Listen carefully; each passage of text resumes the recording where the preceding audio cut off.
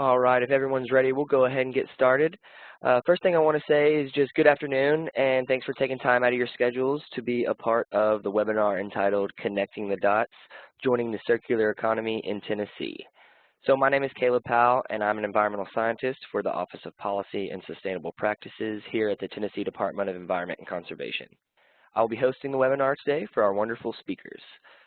Everyone is muted upon entry to try to reduce the amount of background noise, but if you have any questions, comments, or concerns, please feel free to ask them in the chat box, and I'll work on getting those answered. Right now, I'm sending a message to you all, so you should be able to see in your right corner, there's a participants little area, a chat area, and so I just sent a message to everyone, so you should be able to see that. So if you have any questions throughout or something's not working, send me a message or send everyone a message if you would like all the participants to be able to see that. There's a little drop down for you to choose who you're sending it to, so that's there for you.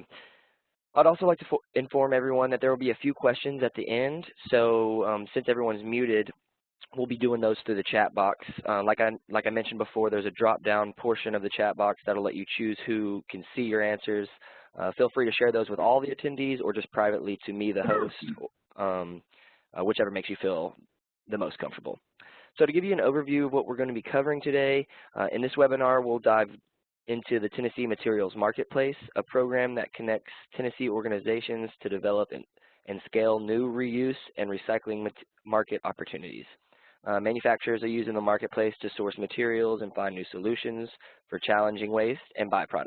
Recycling companies are uncovering new customers and end markets, and entrepreneurs are using the program as an innovative platform to build new reuse and recycling businesses. Education providers, governments, nonprofits, and artists are also participating to connect the dots, if you will, between organizations that have materials available and those that need them.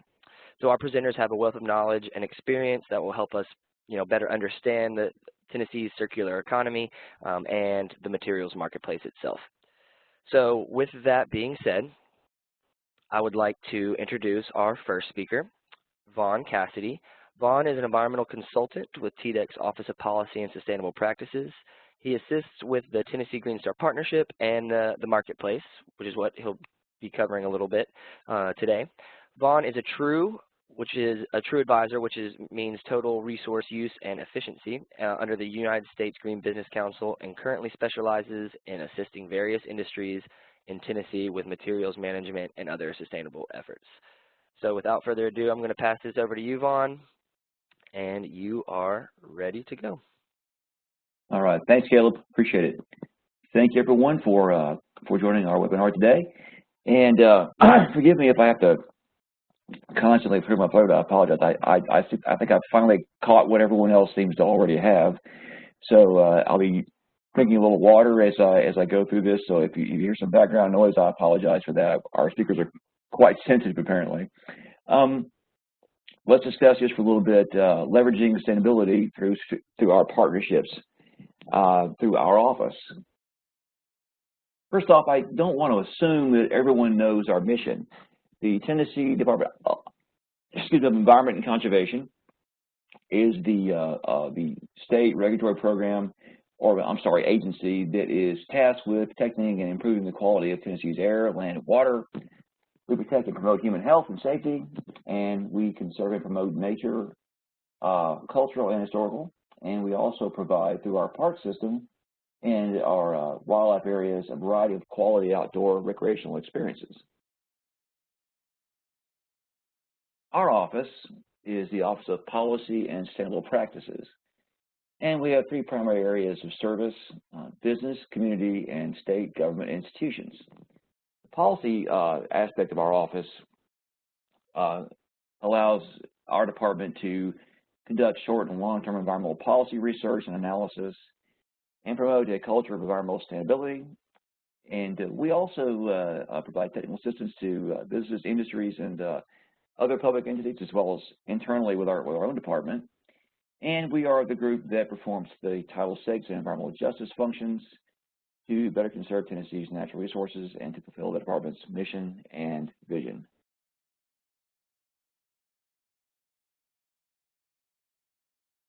there's policy, and there's also our sustainable practices efforts. We have 3 teams: business team, which myself and Caleb are part of, and that includes the materials marketplace. We also have the community team and the state government institution team. The marketplace touches all these teams internally, and we work through a great many avenues with industry and organizations, all of which touch the materials marketplace at some point or other. As I said before, we have three tiers in our business team programs and services. The Green Star Partnership, the Get Food Smart Tennessee, and Sustainable Spirits programs. We'll discuss that just a little bit. And you see under services, that bracket there, it has material reuse assistance. I've been tasked this past year with my new job plan to do this almost exclusively. Really heavy task. I think I need plenty of help. So everyone on the call, on the webinar, please consider giving me an email, give me a call, and we can all join the circular economy and make it better in Tennessee together. The Get Food Smart Tennessee program is fairly new, although it's quite well established. The EPA recently, through its P2 programs, is addressing the issue of food waste. I believe the landfill studies show that about 40% by weight of material going into Class 1 landfills, which is where we throw all of our residential trash from our homes and houses, is food. That is a tremendous waste of resources. And we established the Get Food Smart Tennessee program, I believe it was 2 years ago, maybe not quite that long ago. But groups that join this initiative must satisfy at least 5 of up to 30 criteria under their category. And their categories are schools, restaurants, government entities and nonprofits, grocers and industry, agriculture, and other private groups that deal with food. I don't think we have any food waste listed currently on the marketplace, but it's definitely an avenue to get that repurposed. Our Tennessee Green Star Partnership is what I am the most familiar with. This is our voluntary environmental leadership program for manufacturers, and we have had this program for about, in the current iteration since 2012. Recognizes Tennessee manufacturers that are committed to sustainability and exhibit continuous improvement throughout their entire operations. We currently have 55 members. Maybe it's 54. No, 55 members, that's right. They include all the Bridgestone Americas, which I think there are 4 of them, both Nissan facilities here in Tennessee, and we mentioned food before, Unilever and Frito-Lay, and General Motors in Smyrna, which we'll discuss in just a little bit, or General Motors corporate, rather. We conduct workshops and webinars and write articles and have roundtables throughout the year. We collect metrics from our partners and all their fantastic work. We do that to report back to EPA or our P2 grants. And as you can see there, we have produced quite a bit of solid waste in the years 2017 to 2018 and produced quite a bit of energy. And that dollar amount there, I just now realized that was that much money. That's quite a lot of money, almost $24 million. Pretty good. Good conservation there.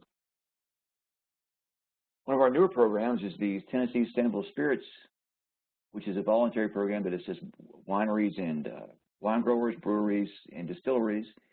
And it's basically a Green Star partnership for this particular industrial cluster. Membership may be obtained by fulfilling a range of requirements, including water conservation. And as you might imagine, since it's sustainable spirits and wine and breweries and distilleries, they all use water. That's the primary component. Water is a major issue. They do have air pollution issues. They wish to decrease their waste generation and also repurpose the waste that they do generate. And All of them would like to expand community involvement compared to their current industrial standards for the spirits industry, and all of that can be facilitated through the materials marketplace.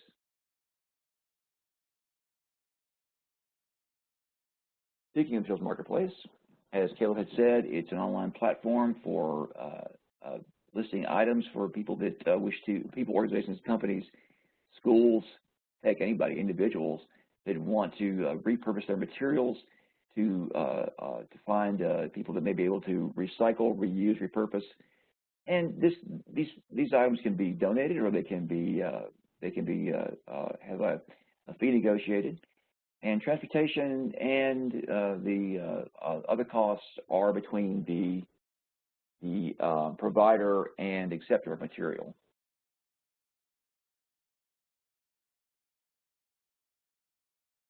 Three examples here. I only have pictures here because, as you might imagine, when you deal mostly with industry, a lot of the transactions end up being confidential with proprietary information. So I'll hit the highlights here on these without divulging too much information. Although you've got in front of you three pictures that show three very distinct and very different types of transactions. First one, you see a gentleman holding a handful of recycled glass.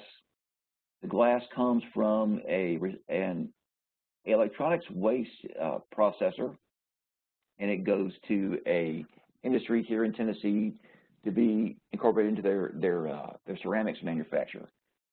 So you have a homogeneous material that comes from a recycled end going to one user to be incorporated into their end product as feedstock. The other items there you see are cardboard derived barrels. Those are called short fiber drums. They're called short fiber drums because short fiber means it's the end of the road for the cardboard. Cardboard can be recycled up to about 7, maybe 8 times. The fiber that makes up the cardboard gets shorter, it shrinks up and just becomes to where it's just unmanageable there toward the end, and they just make it, they blend material and then make it into these barrels that are rather strong, but that's pretty much it. They have a hard time reconstituting these barrels back into to be recycled. So they end up either going to the landfill, or someone has to give a fee. Someone takes a fee to try to recycle the barrels. So we have a Green Star partner that had quite a bit of these barrels at the end of their use, and they did not know what to do with them. They were paying someone to accept them, and in many cases they were just landfilling them. So they decided to work with us for the Tennessee Bureau of Investigation to use these barrels to containerize the unwanted pharmaceuticals materials that we collect in various programs throughout the state. And each county has a program. They're done through a local law enforcement, and they accept unwanted medicines of all kinds. Then they are put into these drums, which the TBI didn't have to buy, and our Green Star partner company didn't have to pay to have it recycled or thrown away. So they take these barrels and as containers for the medicines, and then the unwanted medicines, and then they are incinerated in various locations throughout the country. So there's a very different type of reuse case scenario there. The super sack you see there to your right, sitting on that pallet, and some material that might be in that sack as shown there, displayed to the side there, that represents a very different type of reuse. This is a one-time episodic use. I would almost call it an emergency. A company went bankrupt and did not have the means to do anything other than just simply dispose of a lot of materials that included ammonium salts and a lot of phosphate compounds. And we worked with their consultant through the materials marketplace to get these materials repurposed rather quickly for use in a fertilizer application. So you have three very, very different types of reuse there, all facilitated through the marketplace. Quite proud of those. Caleb, you want to go on the slide, or? Yeah, I'll go ahead and and talk about the Tennessee Recycling Coalition. Unfortunately, Meredith Leahy, the TRC president, something came up and she's not going to be able to join us. But lucky for you guys, I'm actually on the executive board for TRC, so I can do a high-level run-through of this slide and really what the coalition is all about. So the mission of the coalition is working together to promote reuse and recycling activities in Tennessee since 1990. It's comprised of industries, companies, and individuals networked together to raise recycling as a standard in Tennessee. So if you haven't heard of the Tennessee Recycling Coalition, they're a huge part of the materials marketplace, which we're going to go into a lot more detail. Vaughn covered a little bit of some specific transactions that have happened through the marketplace, but Daniel, our next speaker, is going to actually dive deep into it and give you guys sort of a run-through of how to use it if you've never heard of it. So if you've never heard of TRC, there's a workshop series that we host. It showcases best practices, trends in the industry, dealing with commodities and all kinds of different recycling. Different topics for the workshops are food waste and organics, glass recycling, zero waste, and partnerships to improve recycling, and then of course Recycling 101. If you're interested in that workshop series or in our website, newsletter, social media pages, feel free to go to our website at TennesseeRecyclingCoalition.org. You'll find a way to register for each of those workshops and get our newsletter. It's very interesting, and it sort of keeps you in the know when you're in Tennessee about recycling and where we are. We also have an annual conference that we put on.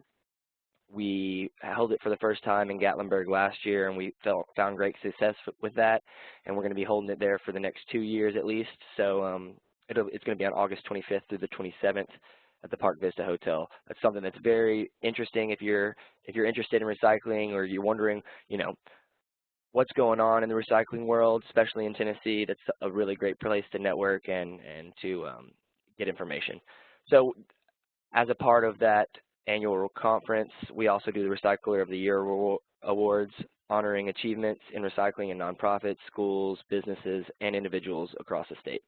So that's just a small overview of the Tennessee Recycling Coalition. If you want to know more about it, you can feel free to send me an email or go onto our website at the TennesseeRecyclingCoalition.org. Thanks, Caleb. Can I go over one more thing, please? Sure, yeah. Because I did not know this slide. This slide got in my way. I apologize. I want to go just 1 second here. We also working with higher education. We're trying to get them involved in the circular economy as well. This slide is actually a brochure. You can zoom out a little bit if you want to see more. I could possibly let's go down a little bit there. This is one was actually designed by Daniel Keetzer, our next speaker, and this is to involve our various higher education institutions in our state. We have several that have very strong sustainability programs, but they of course have the same issues that everyone else does with getting involved in getting their materials reused and finding outlets for many waste materials that they may have.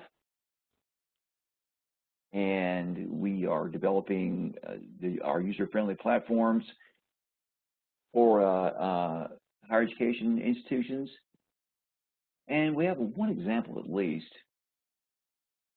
Let's see here. This gentleman right here happens to be a personal hero of mine. His name is John Bradburn. He is the global waste reduction manager for all of General Motors. And he's a personal hero of mine. I want to make sure you guys get to see him because the next example involves General Motors. Get this down so you guys can see that. That is a conceptual model that was designed by an architectural student at whoa, big mistake there, Texas A&M University. They had a contest in which the architectural students were asked to incorporate a material that was reused, a material that was formerly a waste, and they chose, through work with GM, they chose what I'll call a door panel blank. It was a steel opal material that is the skin of a door panel before it's been pressed into the door shape. And they use this in this conceptual model for various shading and a few panels. And this is a very, very innovative use of a material that was not intended to be used in a building. So that innovative spirit can be expressed, I think, best in a lot of our higher education institutions, and those will be highlighted and assisted greatly in our materials marketplace in the coming year.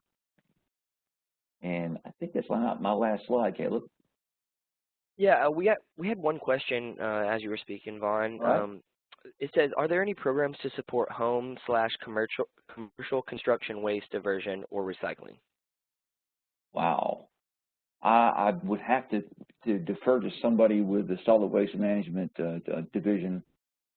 Yeah, that's what I initially thought. We can check with our division of solid waste. There has to be something. They have a lot of programs, so I'll make sure to get that information out to you in the follow-up email. Yeah, I definitely be more willing to follow up on that. That's good. A good question though, since I didn't know the answer. All right. So next, I'd like to introduce our next speaker, and that is Daniel Keetzer. Daniel is a program designer, facilitator, and the director of operations with the U.S. Business Council for Sustainable Development. Reuse and recycling market development is his specialty, but he also dabbles in social entrepreneurship, sustainability in the built environment, water, and a variety of other sustainability-related efforts in the U.S. So without further ado, I will pass it over to you, Daniel. Great, thanks, Caleb.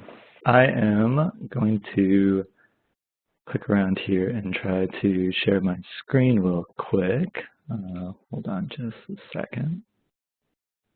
Okay, that should be up now. Caleb, holler at me if you can't see this right. But yeah, so a little more background about my role and the U.S. Business Council. So the U.S. BCSD is a nonprofit business association. We work across the U.S. on a pretty wide range of sustainability-related initiatives. Our focus is highly collaborative and very much focused on the business and industrial sectors in the U.S. So we work on projects addressing carbon challenges, on water issues in a couple of geographies. We've done some stuff with energy efficiency, and for the last 20 or so years have really been a leader in catalyzing action around the circular economy. So I work across all those different focus areas, but the circular economy piece is really a passion of mine, and it's something I've been really closely involved with through the Business Council for the last 10 years or so. And in addition to this project in Tennessee, I also help run some similar efforts in Michigan, Ohio, and down here in Texas, where I am based. Total side note, I'm also a backyard chicken farmer, so if you hear a rooster crowing in the background, don't be alarmed, that's one of mine. But yeah, so apologies for that. He seems to have a sixth sense for knowing when I'm on the phone. So jumping into the Tennessee materials marketplace, and Vaughn did a really great job of kind of teeing up what we're trying to do here. But our marketplace program is really intended to be kind of a foundational backbone for a pretty wide range of activities relating to the circular economy. We combine both facilitation and project management with a little bit of technology to help smooth out some of these connections and to help make managing such a large and diverse group of players a little easier. And I'll get into what that looks like here in a second. But I wanted to just start with with looking at some of our target audiences for this program. So our core, our foundation is really in the manufacturing space. That's where this whole idea kind of got its start, over 20 years ago with our organization. Back then, we were calling this byproduct synergy. We were very narrowly focused on manufacturing byproducts and looking at ways of linking up those manufacturing byproducts with manufacturing inputs in other industries and in other businesses. Since then, that's continued to really be a core focus for us. We want to be a solution for manufacturers that have challenging waste and byproduct materials that don't necessarily have strong established recycling and reuse markets yet, and we want to be able to help divert those out of the landfill. On the flip side of that equation, as our program has evolved, this has also grown into a really useful resource for manufacturers to source post-industrial and post-consumer material. And a lot of that is coming from the recycling industry, which is our kind of second major user group and focus in terms of participants in the program. So we work with quite a few recycling companies and associations representing recycling companies like the Tennessee Recycling Coalition to really help recyclers both connect with new customers and new sources of material that they're able to process, but also on the flip side of that, identify new end markets, ideally with manufacturing operations that can take material that they're processing and ideally take that material at a higher economic value than what they're getting for it now. So in that kind of market building capacity, we really see the Tennessee Materials Marketplace as a tool for recycling companies to kind of test the waters for new markets for materials, sometimes testing those markets before making decisions to make substantial investments in procedures or equipment. So we can kind of sort of give folks an idea of demand for that material before they jump in, which is super helpful. But without recycling companies, a lot of what we do wouldn't be possible. So they are a super important piece of this whole equation. And then finally, our third kind of segment and target here is really in the entrepreneur and economic development space. So we come across quite a few materials that need that innovation piece to really unlock potential for reuse and potential for recycling. And so we work with entrepreneurs, as Vaughn mentioned, like with that example with Texas A&M and General Motors, to apply that innovation to some of these materials. And then we're really well connected with economic development resources in the state to help assist with questions around starting new businesses, questions around business attraction and businesses coming into the state of Tennessee. So that's a really important component of what we're doing.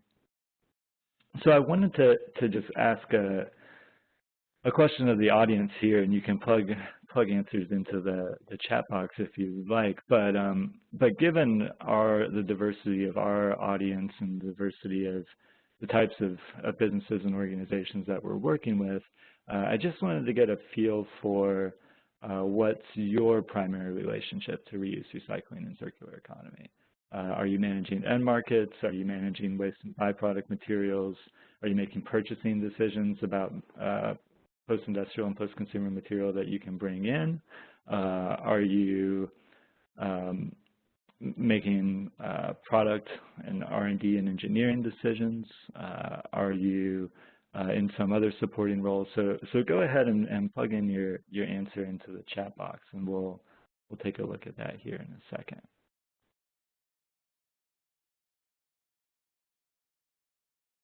So moving ahead, just to give you a little rundown of how the Marketplace program works.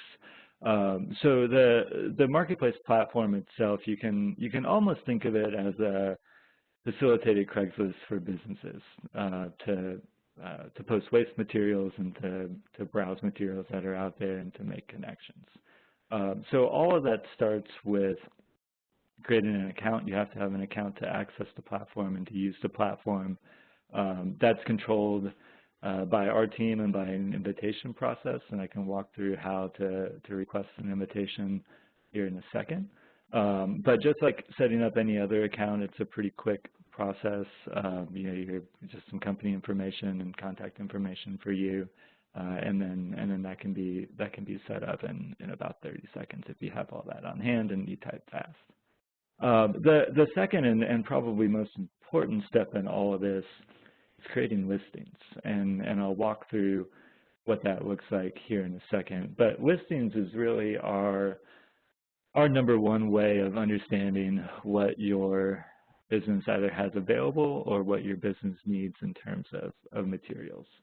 So listings are divided into those two sections, available materials and wanted materials. Wanted materials give us an indication from a facilitation perspective of what recommendations to make to your company. And then listings available are waste and byproduct materials that you have that you'd like our assistance in helping find a home for.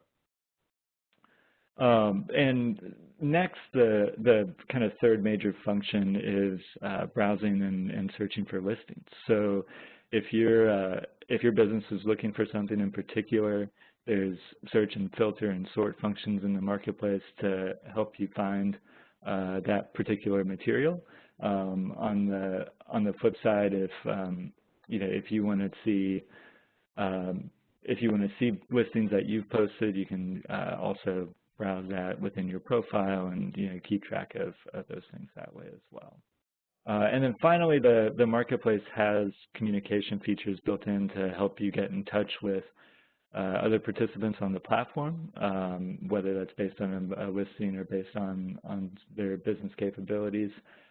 When you're in the platform and you're looking at a listing, there's a big button you can press to start a transaction, and then that'll put you in touch with whoever that other party is in the marketplace. Our team is monitoring a lot of those communications very regularly, so if we see someone not responding or if we see any issues or barriers that pop up along the way, we're able to jump in from a facilitation capacity and help smooth those over.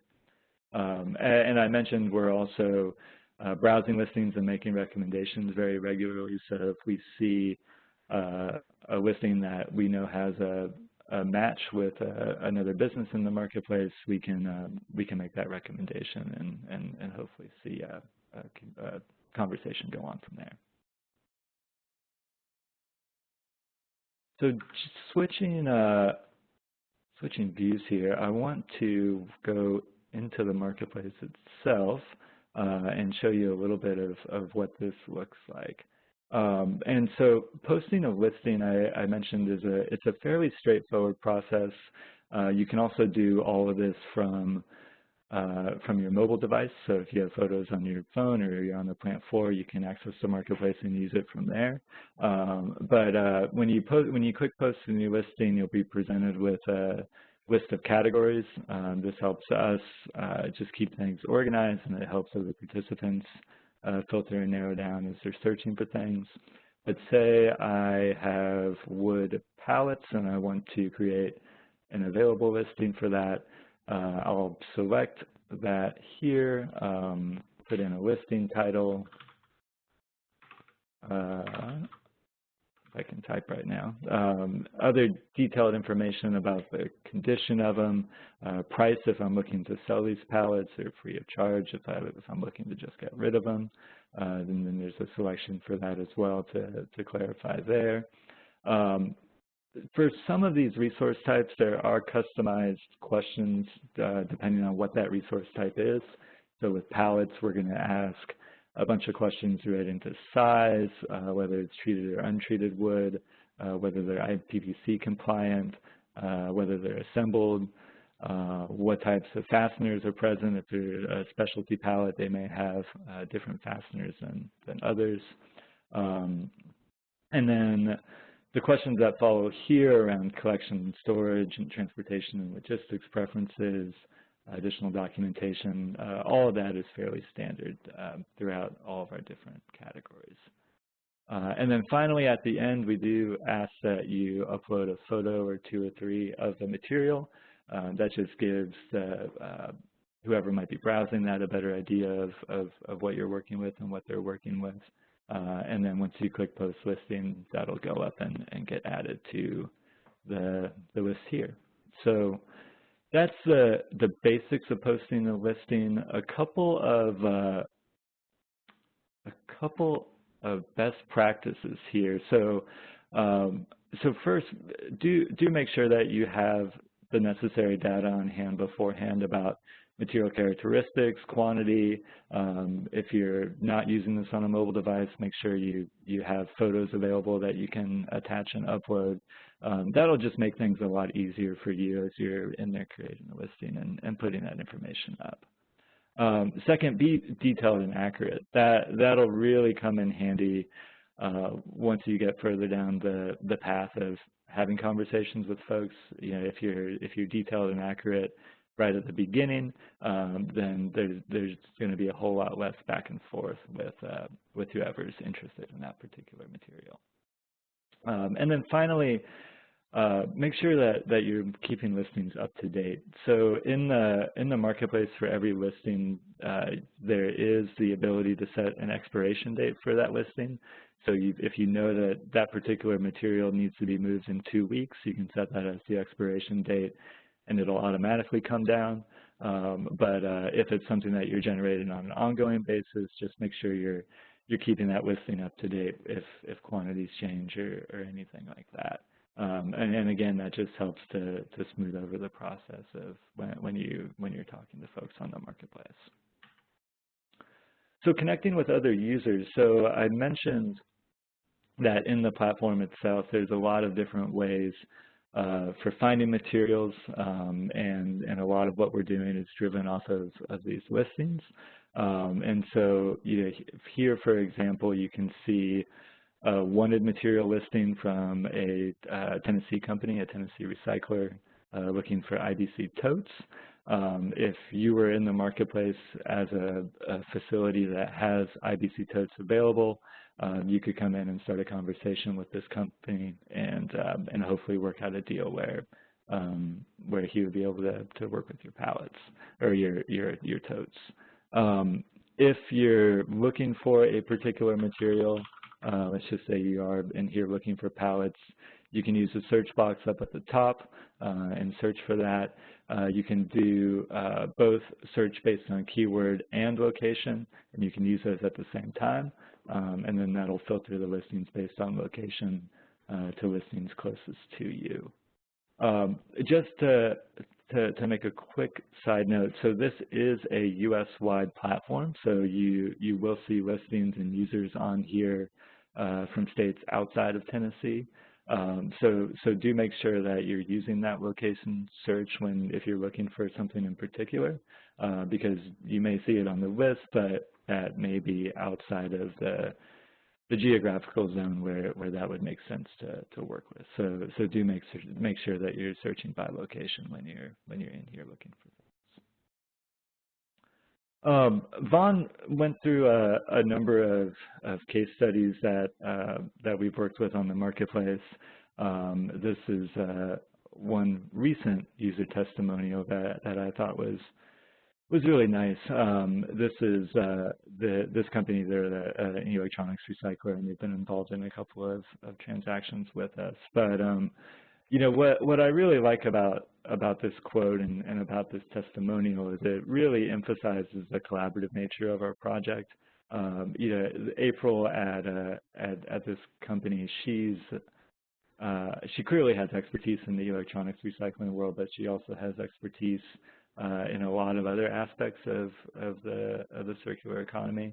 And you know, she's always willing to respond to questions and answer questions to folks. You know, and I really thought that was you know, this is a really nice way of showing what it is that we're trying to do from a collaboration standpoint. You know, we've got so many different sectors and so many different businesses on here. it's just really great to see them all working together. And with that, so once you do have an account in the marketplace, you can invite your peers to join and sign up. There's a link up in the menu once you're in the marketplace. Just to reiterate again, we're looking for manufacturers, we're looking for recyclers, we're looking for folks that are interested in the entrepreneurship piece. And so if you have folks in your network, do invite them, send them to our website, tennessee.materialsmarketplace.org, and we'll bring them into the fold and we'll bring them into the network. But you know, especially going into 2020, you know, we're continuing to grow. Nationwide, we have about 2,000 businesses that are using this platform, and that's only going to continue to increase. And with that growth and with that greater diversity, that's what's going to lead to more and more opportunities being uncovered. So about this theme, connecting the dots, the more dots we have, the more connections we can make. So so do invite others, and if you're not signed up, go to our website, hit the Get Involved link at the top, and then that'll pop up a little chat bot, and you can interact with that, and we'll send you an invitation, and we'll get you started, and we'll get you going in the program. And I think, yeah, that is it. So with that, I'm going to pass things back to Caleb, and we can answer some questions.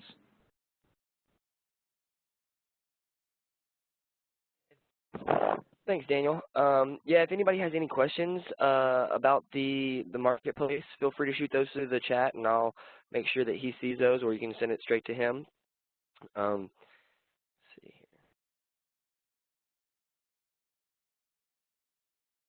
All right, we got a question that says, how have you dealt logistic challenges of small amounts of material to be processed?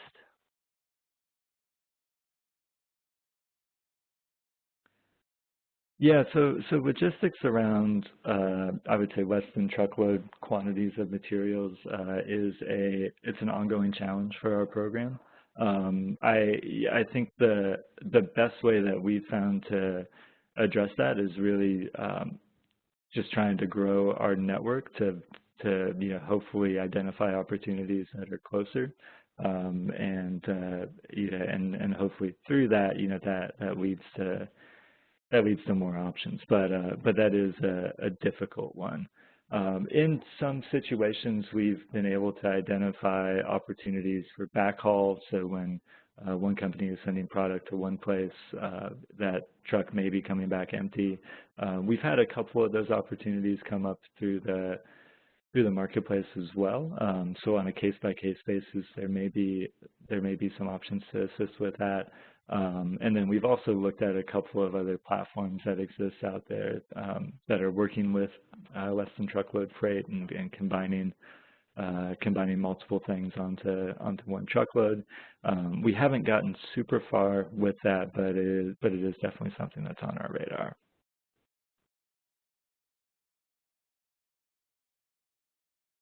Daniel, I actually had a question. So when you're looking at all the different states that have a marketplace, which one have you seen, you know, which state has had the most success? Where does Tennessee fall in that? Yeah, Tennessee is, it's one of our first statewide programs that we've launched, and I would say in a lot of ways, Tennessee has been as successful or more successful than others. You know, Tennessee has an incredible diversity of business and industry, and generally speaking, you know, there's a pretty strong hunger for sustainability and a pretty strong hunger for doing the right thing from a materials perspective at those manufacturers. You know, and you see that not just with our marketplace program, you know, but also with the Tennessee Green Star Partnership and some of those other programs that Vaughn mentioned. You know, there's just there's a really strong desire, and I would say it's almost stronger than I've seen anywhere else for companies to be involved and to be engaged with stuff like this. Awesome.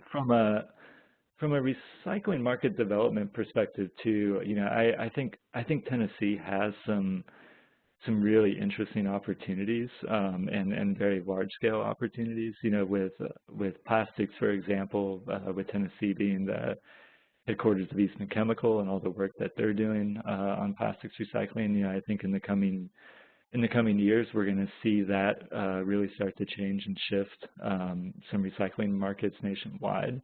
As Vaughn mentioned, with the glass and ceramic companies that are operating in Tennessee, I think that's another kind of game changer potential for opening up new markets for glass recycling, not just in the Tennessee, but U.S. wide. So, so I think there's some particulars of the industry makeup in Tennessee that really makes it a special place to be doing this work.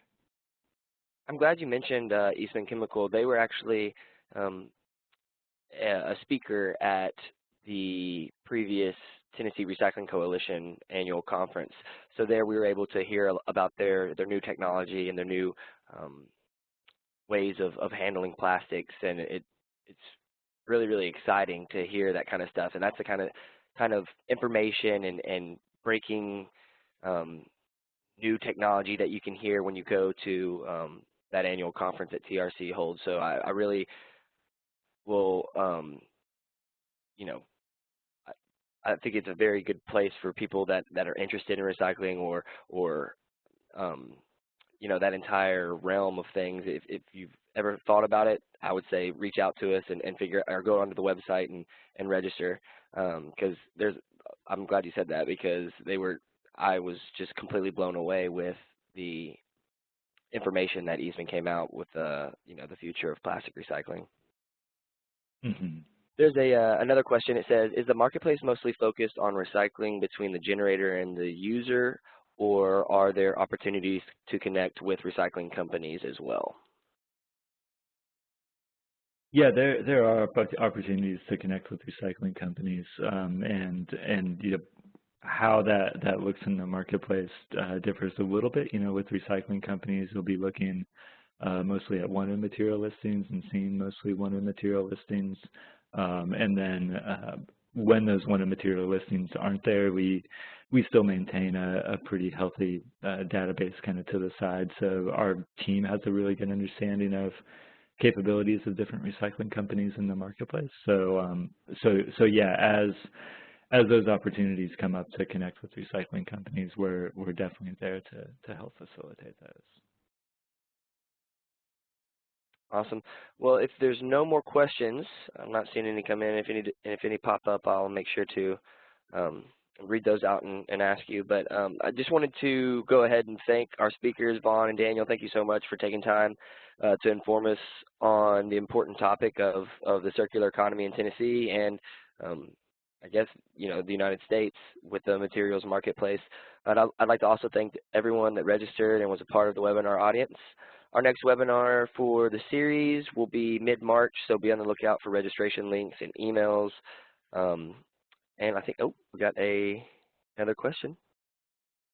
It says, I think one of the challenges of recycling is making sure the waste is used responsibly.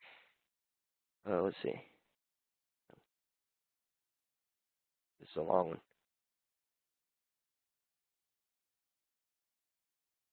one. So I think one of the challenges of recycling is making sure the waste is used responsibly. Does the marketplace include a vetting process?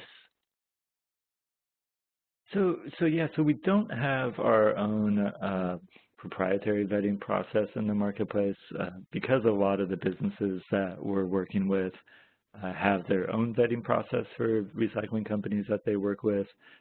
We kind of defer to them to work that out. That being said, if you do have specific restrictions about what recycling companies you want to work with, so say for example you have electronics waste and you only want to work with electronics recyclers that are R2 or E-Steward certified recyclers. You can check a box as you're setting up that listing, and then that gives an indication to our team of what opportunities to present to you. Awesome. And yeah, I misspoke. I think mid-January is actually going to be our next webinar in the series. So just keep a lookout for registration and invitation for that. But once again, I wanted to thank our speakers and the audience for taking time out of your schedules at the end of the day, end of the week, to listen and to be more informed.